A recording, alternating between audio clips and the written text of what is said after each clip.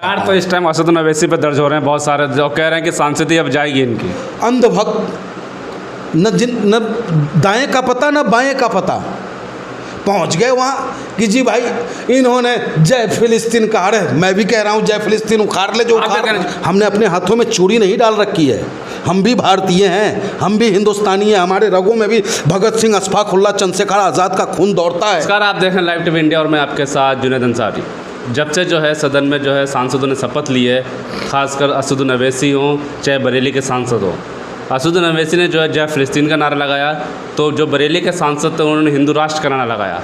लेकिन कल रात जो हुआ, एक बड़ी खबर है कि असदुद्दीन ओवैसी के जो बंगले पे जो घर है दिल्ली आवास पे फिर से जो है हमला हुआ। उनके जो है कहा जा रहा है कि पत्थर मारे हैं, और असदुद्दीन ओवैसी ने यह भी कहा है कि इजराइल के जो है झंडे लेके कोई लोग आए थे और उनका जो बोर्ड था नाम से जो पूरा है वो काला कर दिया। आखिर ये घटनाएं बार बार क्यों हो रही है? वो आरोप लगा रहे हैं कि क्या इस देश में जो अब एक सांसद भी सुरक्षित है या नहीं है। तो पंडित मनमोहन झा गामा हमारे साथ, इनसे बातचीत करेंगे। गामा जी, पहले तो बहुत बहुत स्वागत है आपका। बहुत बहुत धन्यवाद आपका। कैसे देखते हैं असदुद्दीन ओवैसी ने जय फिलिस्तीन का नारा लगाया, उसके बाद जो है ये जो हमला हुआ रात में? देखिए, जय फिलिस्तीन का नारा लगाना कोई बहुत बड़ा अपराध नहीं था। इस संसद में तो अपराध है ना लगा। कैसे अपराध है? जय भारत बोलते नहीं, जय फिलिस्तीन नहीं, बोलते हैं। आप हिंदू राष्ट्र कह दोगे, वो संसद का अपमान नहीं है। आप संसद में एक सांसद को आतंकवादी, कठमुल्ला जैसे शब्दों से आप उसको नवाजोगे, वो अपराध नहीं है। क्या फिलिस्तीन के साथ हमारा देश है या नहीं है, मैं पूछना चाहता हूँ आपसे। क्या फिलिस्तीन को हमारे देश के प्रधानमंत्री आदरणीय नरेंद्र मोदी जी समर्थन कर रहे हैं, नहीं कर रहे हैं? राहत सामग्री दे रहे हैं, नहीं दे रहे हैं? अरे भाई, इंसानियत भी कोई चीज़ है या नहीं है? दे रहे हैं, लेकिन जय फिलिस्तीन संसद में थोड़ी कह देंगे। अरे भाई, हम तो फिलिस्तीन में जो कमज़ोर लोग हैं, जिनको सताया जा रहा है, जिन पे जुल्म हो रहा है, उनके समर्थन में हमारी भावना जागी तो कौन सा गुनाह हो गया? और इसके मैं पूछना चाहता हूँ, कोई राम प्रसाद बेधूरी के पास गया जब कठमुल्ला जैसे शब्दों का, आतंकवादी जैसे शब्दों का इस्तेमाल किया?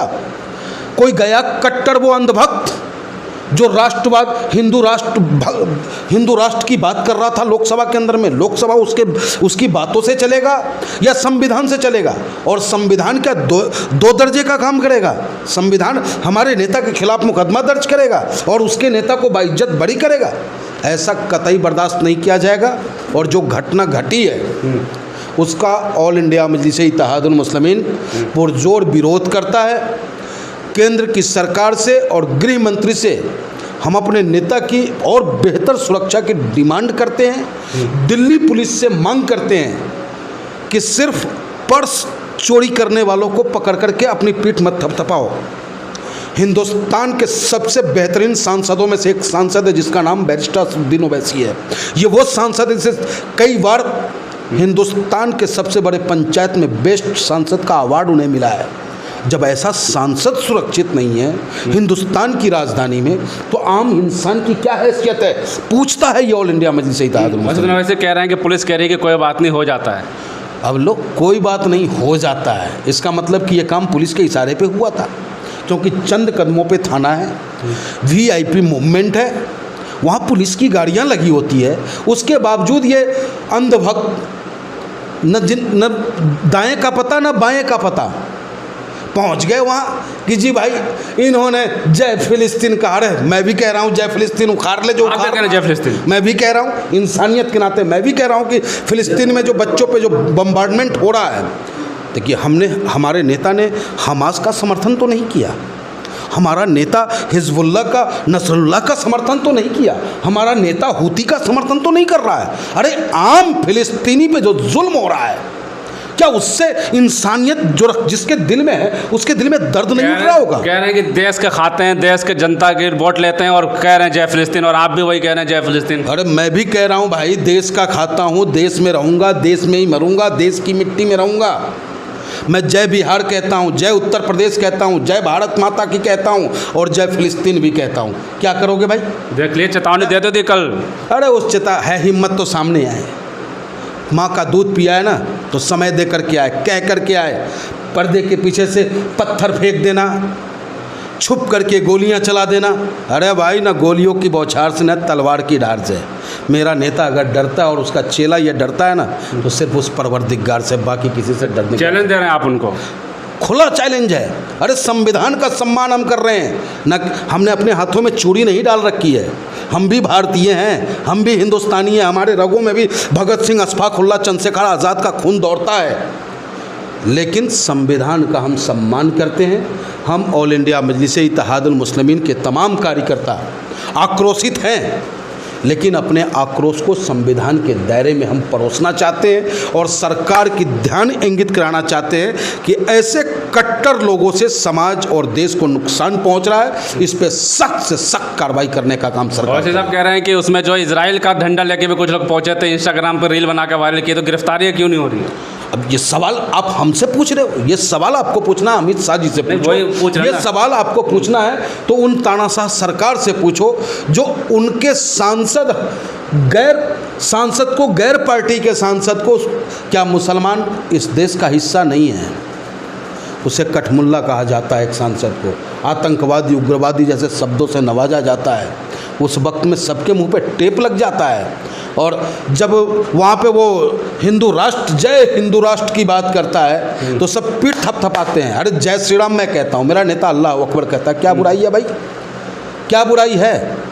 हमारा नेता अल्लाह अकबर में अपना आस्था रखता है, हम अपने राम में आस्था रखते हैं। लेकिन इसका मतलब ये नहीं कि आप हमारे नेता को ट्रोल करोगे, हमारे नेता के मकान पे जाकर के उनके नेम प्लेट पे जो है कालिक पोतने का काम। बार हो चुका है ऐसा, कोई कार्रवाई होती नहीं है। अवैसी साहब कह रहे हैं सैया भैल कोतवाल डर काहे का भाई? इन अंधभक्तों का बाप ही आज सरकार में है तो इन्हें डर किस बात की है?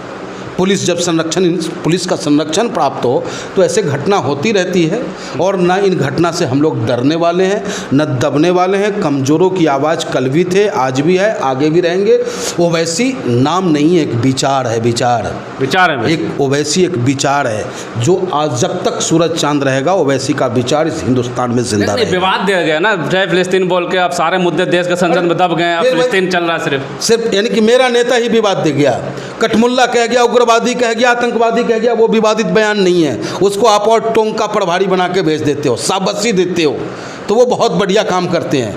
अरे हमारा नेता तो ध्यान इंगित किया है कि वहाँ फिलिस्तीनियों पे, जो निर्दोष फिलिस्तीनियों पे फास्फोरस बम से हमला हो रहा है, राहत कैंप पे हमला हो रहा है, बच्चे, नन्हे बच्चे बिलख रहे हैं, मर रहे हैं, तड़प रहे हैं, भूखे और प्यासे हैं। वो उस ओर ध्यान इंगित किया है कि संयुक्त राष्ट्र संघ उनको राहत पहुंचाने का काम करे, उन्हें मदद करने का काम करे और इस जंग को रोकने का काम करे। अब क्या होगा? आपके क्या पार्टी की तरफ से कुछ संदेश आया है? कुछ प्रदर्शन करेंगे या कुछ ज्ञापन देंगे? क्या करेंगे? इतना बड़ा मुद्दा भी नहीं है। क्या बोलूं, इनके लिए कोई शब्द भी नहीं है। जो पर्दे के पीछे छुप करके वार करने वाले कायरों के लिए क्या प्रदर्शन करना, कायरों के लिए। लेकिन हाँ, सरकार की ओर इशारा ज़रूर हम करेंगे।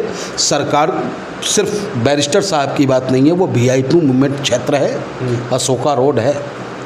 जब वहाँ पे हमारा सांसद सुरक्षित नहीं, सांसद का घर सुरक्षित नहीं, तो आम आदमी कैसे सुरक्षित होगा? ये सवाल सरकार से बनता है। सरकार अमित शाह पे ओम बिरला से बोला है कि हमें सांसद सुरक्षित नहीं कर सकते आप इस देश में। 100% सत्य है। संसद में आपने देखा ना किस तरीके से भारतीय जनता पार्टी का सांसद पास बनाता है, वही सांसद उसके बनाए हुए पास पर जाके वहाँ बम्बार्डमेंट हो जाता है, बम फटता है, दुनिया भर का हंगामा होता है, लेकिन उससे कोई पूछताछ करने वाला नहीं। तो भैया, एक नगर में दो भाव नहीं चलेगा। संविधान सबके लिए बराबर है। बाबा साहब हम सबके दिल में बसते हैं। जो संविधान के खिलाफ चलेगा उसके खिलाफ ऑल इंडिया मजलिस-ए-इत्तेहाद सवाल ये उठ रहा है कि संविधान में क्या जय फिलिस्तीन कहना सही है? क्या महात्मा गांधी को आप हिंदुस्तान की राजनीति से, हिंदुस्तान के इतिहास से अलग करके आप सोच सकते हो? महात्मा गांधी को राष्ट्रपिता हम कहते हैं। उनकी क्या सोच रही है फिलिस्तीन के लिए? क्या उनकी सोच को हम धत्ता बता सकते हैं? यही सरकार यहाँ से जब बाहर जाता है तो क्या कह कर के सम्मान पाते हैं ये कि मैं उस देश का हूँ जिस देश में गांधी जी जन्म लेते हैं। और उस देश में, गांधी जी के देश में नाथूराम गौडसे का सोच पनपेगा तो इस देश के नव पौधों का क्या होगा, नौजवानों का क्या होगा? तो मैं नौजवानों से भी कहना चाहता हूँ कि नौजवानों, तुम अपने भविष्य को अंधकार में मत डालो। FIR की एक कलम चल गई ना तुम्हारे खिलाफ, अभी भी हमारा नेता तुम्हारे भविष्य के लिए चिंतित है। एक कलम पे तुम पे मुकदमा दर्ज हो जाएगा और तुम्हारा भविष्य चौपट हो जाएगा। ये सरकार तुम्हें नौकरी नहीं देना चाहता, ये तुम्हारे हाथों में डंडा और तलवार दे करके धार्मिक उन्माद तुम्हारे अंदर फैला करके समाज का ताना बाना भी करना चाहता FIR तो इस टाइम असदुद्दीन ओवैसी पे दर्ज हो रहे हैं बहुत सारे, जो कह रहे हैं कि सांसदी अब जाएगी इनकी। वो संविधान पढ़े, हम घास पढ़े हैं, हमारा नेता बैरिस्टर न है। आइए देखेंगे कहाँ तक हमारा सदस्यता लेने का कोशिश करते हैं।